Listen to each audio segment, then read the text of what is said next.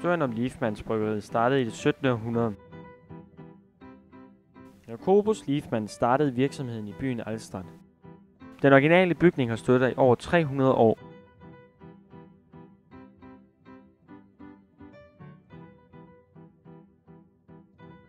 Jacobus eksperimenterede med sorte kirsebær. Lokale landmænd bragte kirsebærne.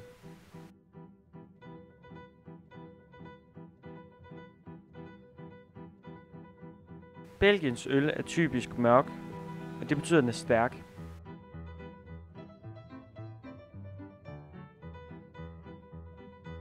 Belgiens chokolade er i verdensklasse. I Belgien kan man få special træning og derved opnå titlen chocolatier, hvilket er lidt finere end at være konditor.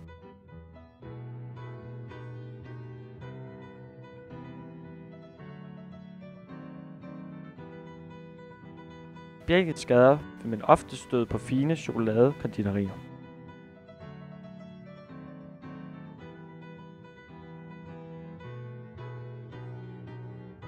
Historien om denne familie starter i det 20. århundrede, da George Cuvier slipper for at være minearbejder, fordi han kommer ind i restaurantindustrien. I 1926 lavede han en restaurant, Chez George. Senere blev navnet ændret til Commis Chez Suisse.